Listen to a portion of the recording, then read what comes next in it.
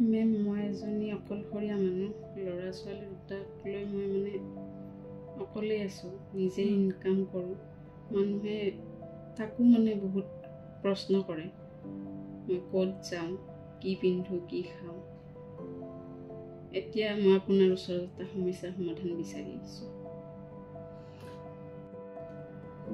ৰবি, মই জানো তুমি অকলশৰীয়া, আৰু এই পৃথিৱীত আমি সকলো অকলশৰীয়া। কোনোতো কাৰো লগত অহা নাই। তুমি যেতিয়া আহিছিলা পৃথিৱীলৈ, যেতিয়া তুমি জন্ম হৈছিলা, তেতিয়া তুমি অকলে আহিছিলা।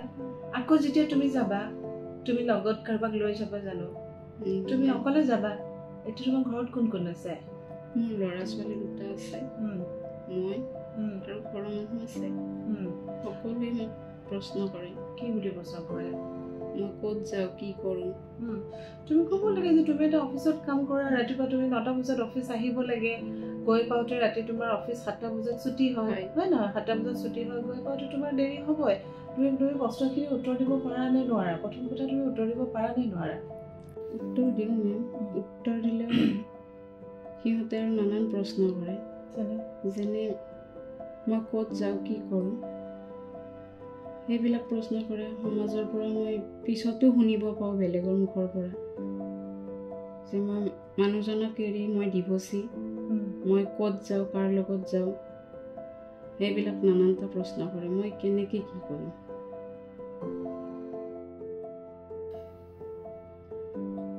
চোৱা, একদম নাকান্দিবা।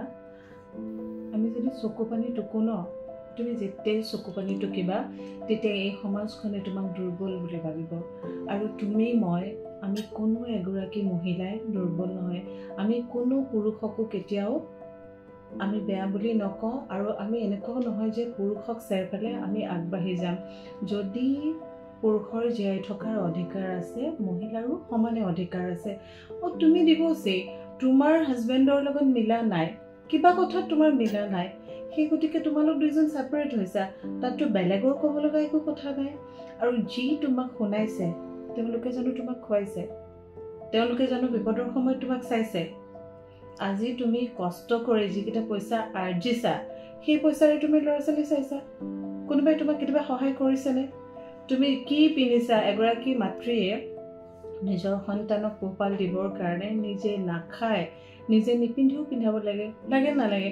তুমিতো কেতিয়াবা স্কুলৰ খৰচৰ কাৰণে হয়তো কাৰোবাৰ আকৌ এডভান্স ল'ব লগা হয়, কেতিয়াবা আকৌ এক্সট্ৰাকৈ কাম কৰিব লগা হয়। সেইবোৰ জানো সমাজে দেখা পাইছে? সমাজৰ কাম হ'ল এগৰাকী মানুহ যেতিয়া আগবাঢ়ি যাব, তুমি যেতিয়া তোমাৰ হাজবেণ্ডক এৰিছা, যি কাৰণেই নহওক, মোক কাৰণটো নালাগে, সেইটো তোমালোকৰ ঘৰুৱা সমস্যা। মানুহৰ ঘৰুৱা সমস্যা বিভিন্ন ধৰণৰ থাকিব পাৰে। হয়তো তাত কিবা ক'ৰবাত তোমাৰ দুখ আছিল, হয়তো তেওঁৰ দুখ আছিলে। আমি দুখৰ সমালোচনা বিবেচনা কৰিবলৈ নাযাওঁ, কাৰণ তেখেতৰ লগত থাকোঁতে তুমিহে ভুক্তভোগী।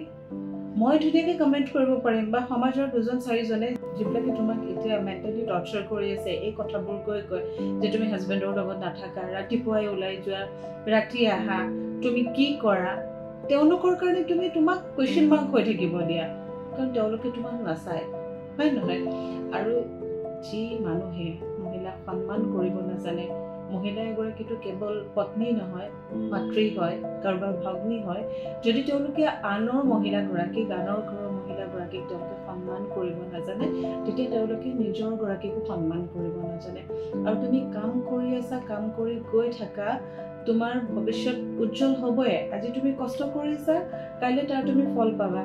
এই যে কোনে কি কৈছে, কি নকৈছে, এইবোৰ কথা তুমি আওকাণ কৰিবা। আজি তুমি কান্দিছা, এগৰাকী মহিলা হিচাপে তুমিও জানাই যে মই মহিলাৰ হকে কাম কৰোঁ, মহিলাৰ চকু পানী মই কেতিয়াও সহ্য কৰিব নোৱাৰোঁ। আৰু তুমি মোৰ লগত আলোচনা কৰিব অহাৰ কাৰণে মই ভাল পাইছোঁ। কিয় জানানে? তুমি কথাখিনিতো কাৰোবাক ক'ব লাগিব। সেইকাৰণে মই আপোনাৰ ওচৰত আহিছোঁ। মই আপোনাৰ পৰা বহুতখিনি জানিব পাৰিম। এইখন সমাজে আমাৰ বনাইছে যে উচ্চ নিচ, হয় নহয়? ভাল বেয়া তোমাৰ কৰ্মই ক'ব, আনেতো তোমাক নকয়। মই অলপ আগতে কৈ থৈছোঁ, আনে তোমাক চাৰ্টিফিকেট দিব নালাগে। তুমিতো জানা, আগতে আমাৰ ফাৰহিনহঁতক এবাৰ বুজাইছিলোঁ যে যেতিয়া মানুহ এজন ভগৱানৰ প্ৰতি আসক্ত হয়, তুমি সদায় ৰাতিপুৱা পূজা কৰা, পূজা কৰি ল'ৰা ছোৱালী দুটাক ধুনীয়াকৈ স্কুললৈ পঠিওৱা, হয় নহয়? তাৰপৰা নিজেও অফিচলৈ আহা, আকৌ গধূলি তেনেকৈ যোৱা, গৈ আকৌ ঘৰৰ কামবোৰ কৰা নে নকৰা?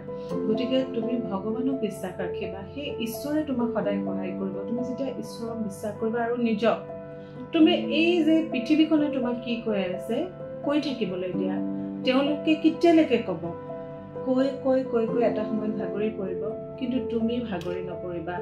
তুমি এটাই জানিবা যে মই মানসিকভাৱে শক্তিশালী, মোৰ মানুহজন নাই, ঠিক আছে, যি কাৰণতে তেওঁ মোৰ কাষত নাই, মই মোৰ ল'ৰা ছোৱালীকেইটা আগবঢ়াই লৈ যাম, তাহাঁতৰ ভৱিষ্যত মই ভাল কৰিম। ল'ৰা ছোৱালীকেইটাতো তেখেতেও ৰাখিব পাৰিলেহেঁতেন, হয় নহয়? কিন্তু বোজাটো সদায় এগৰাকী মহিলাৰ ওপৰতে। সন্তান দুয়োজনে জন্ম দিলা, সংসাৰ দুয়োজনে কৰিলা, কিন্তু বোজা কেৱল তুমি ল'ব লগা হৈছে। মই সন্তানক মাতৃৰ বোজা বুলি কেতিয়াও ক'ব খোজা নাই। কথাটো এই কাৰণে কৈছোঁ যে মাতৃগৰাকীয়ে সকলো কৰি আছে, সন্তানৰ কাৰণে কৰি আছে, কিন্তু আকৌ অপৰাধী তুমিয়ে, নহয় জানো? কিন্তু সেইজনে হয়তো কাৰোবাক বিয়া পাতিলে বা পাতিব, তেওঁ পাতিছে বা নাপাতিছে মোক নালাগে, কিন্তু কথাৰ প্ৰসংগত মই কথাটো কৈছোঁ, হয় নহয়? কিন্তু তুমিতো কাৰো ওচৰলৈ যোৱা নাই, তুমি ধুনীয়াকৈ ল'ৰা ছোৱালীকেইটাকে চাই আছা, তথাপিও কিন্তু তুমিয়ে সদায় প্ৰশ্নৰ সন্মুখীন হ'ব লগা হয়।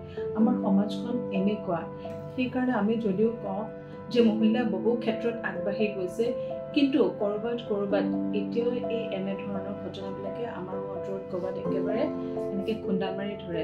তুমিও মহিলা, ময়ো মহিলা, আমিও কষ্ট পাওঁ। সদায় আমাকে কিয় জাজ কৰা হয়? ল'ৰাকোতো জাজ কৰিব পাৰে।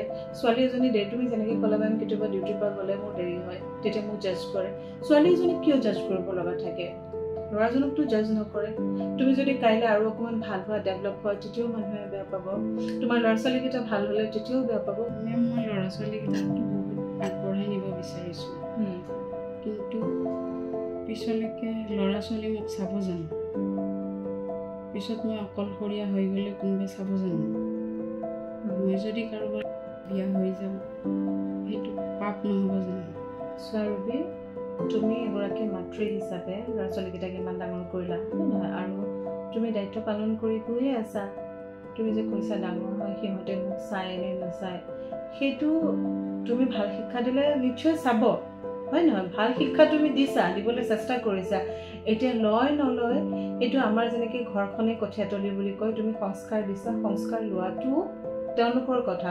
তেওঁলোকে যদি ডাঙৰ হৈ বুজি নাপায় যে মায়ে ইমান কষ্ট কৰিলে, কষ্ট কৰাৰ পিছতো তেওঁলোকে তোমাক একো দিব নোৱাৰিলে, তেওঁলোকে বুজি পাব লাগিব যে মোৰ মায়ে মোৰ কাৰণে এইখিনি কষ্ট কৰিছে, গতিকে ডাঙৰ হৈ এই যে দেউতাক এৰাৰ পৰা, দেউতাৰ লগত বিচ্ছেদ হোৱাৰ পৰা মায়ে যিখিনি যন্ত্ৰণা পাইছে, আমি সেইখিনিৰ পৰা মুক্ত কৰিম। আৰু তুমি যে কৈছা কিবা কাৰণত যদি তুমি দ্বিতীয় বিবাহ কৰা, একো পাপৰ কথা নহয়। কিয় পাপৰ কথা হ'ব? পুৰুষ এজনে যদি ৩-৪ গৰাকী বিয়া পাতিব পাৰে, মহিলা এগৰাকীয়ে, তুমিতো বেয়া কাম কৰিবলৈ যোৱা নাই, তুমি তোমাৰ ল'ৰা ছোৱালীকেইটা এৰি থৈ কাৰোবালৈ পলাই যাব খোজা নাই। যদি এজন তুমি যোগ্য ব্যক্তি পোৱা, যিজন ব্যক্তিয়ে তোমাকো মৰমত ৰাখে, লগতে তোমাৰ সন্তানকো নিজৰ সন্তান কৰি লয়, তেতিয়া তোমালোকে এটা সুখী পৰিয়াল হ'ব পাৰিবা। তেনেকুৱা বহুতে কয়, প্ৰথম এজনক এৰি পেলাই দ্বিতীয় এজনলৈ বিয়া হৈছে, কিয় দ্বিতীয় এজনলৈ বিয়া হ'ব নোৱাৰে? কি কাৰণত নোৱাৰে? এগৰাকী মহিলাই গোটেই জীৱনটো অকলে থাকিব, নহয় জানো? তুমি আধা জীৱন এনেকৈ পাৰ কৰিলা, আধা জীৱন এনেকৈ পাৰ কৰি ধৰা আজি 45 ইয়াৰ্ছ তোমাৰ হ'ল, আকৌ ল'ৰা ছোৱালী ডাঙৰ হ'ব, তুমি সদায় অকলশৰে থাকি যাবা নেকি? তেনেকুৱা একো কথা নাথাকে। তুমি বিয়া হ'ব পাৰা, কিন্তু এনেকুৱা হ'ব নালাগে যে প্ৰথমজনে যেনেকৈ তোমাক প্ৰতাৰণা কৰিলে, আকৌ যাতে তুমি এজন প্ৰতাৰক নোপোৱা। এইবাৰ যেতিয়া তুমি আকৌ বিবাহ পাশত আবদ্ধ হ'বা, তেতিয়া তুমি চাই ল'বা যে মানুহজন প্ৰকৃতাৰ্থত কেনেকুৱা, আৰু তেওঁ কেৱল তোমাকেই মৰম কৰে নে তোমাৰ পৰিয়ালটোকো মৰম কৰে? তোমাৰ লগতে তোমাৰ পৰিয়ালটোকো মৰম কৰাটো কিন্তু অতিকৈ জৰুৰী কথা। যদি তোমাৰ তেওঁ সন্তানক মৰম কৰিব পাৰে, তেতিয়া তোমাকো মৰম কৰিব। তোমাক মৰম কৰিলে তোমাৰ সন্তানকো মৰম কৰিব। যদিহে সেনেকুৱা তুমি দেখা নোপোৱা, তেতিয়াহ'লে তেনেকুৱা পুৰুষৰ লগতো তুমি আগবাঢ়িব নালাগে। তুমি তেতিয়া নিজৰ জীৱনটো কষ্ট কৰি আছা, নিজে আগবাঢ়ি যাব পাৰিবা। কিন্তু দ্বিতীয় বিবাহ মানে কেতিয়াও বেয়া কথা হ'ব নোৱাৰে, পাপ কেতিয়াও হ'ব নোৱাৰে।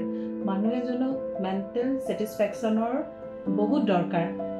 মানসিকভাৱে মানুহ এজন সুস্থ হৈ থাকিব লাগিব, হয় নহয়? এনেকুৱাটো নহয় যে তোমাৰ এতিয়া 16 বছৰ হৈছে। বহুতকে আমি এনেকুৱা দেখিছোঁ 45, 50, 60 ইয়াৰ্ছতো বিয়া পাতে। কিয় বিয়া পাতে? কেৱল এটা কাৰণতে মানুহে বিয়া নাপাতে, সেইখিনি সময়ত এই বৃদ্ধ বয়সত তোমাকোতো কোনোবা এজনৰ সহাৰি যে তুমি কামৰ পৰা গৈছা কাষত কোনোবা এজন আছে নহয় জানো যাৰ লগত তুমি কথা শ্বেয়াৰ কৰিব পাৰিছা যিয়ে নহওক দুখ হোক তুমি খাবলৈ পাইছা নাপাইছা আলু পিটিকা ভাতে খাইছা কিন্তু মানুহজনৰ লগততো অন্তত শান্তিত আছা আজি হয়তো তুমি ঘৰত কথাখিনি শ্বেয়াৰ কৰিব পৰা নাই কাৰণে মোক কৰিছা নহয় জানো মোক নিজৰ বুলি ভাবিছা কাৰণে কৰিছা কিন্তু পৃথিৱীত একো ভাল একো বেয়া তেনেকুৱা নাথাকে কোনে বিচাৰ কৰিব এইবোৰ তুমি যে 15-16 বছৰে কষ্ট পাইছিলা আজি যিবোৰ মানুহে তোমাক হাঁহিছে যে তুমি দেৰিকে আহা সোনকালে যোৱা তুমি অমুক পিন্ধা তমুক পিন্ধা তুমি ডিভোৰ্সী সেই সকল মানুহে তেতিয়া তোমাক সুধিছিল নেকি 15 বছৰে তুমি সেইজন হাজবেণ্ডৰ লগত কি তাৰণা পাইছা কি টৰ্চাৰ কৰিছে সুধিছিল নেকি সোধাটো নাই গতিকে নিজৰ বিচাৰ বিবেচনাৰে আগবাঢ়িবা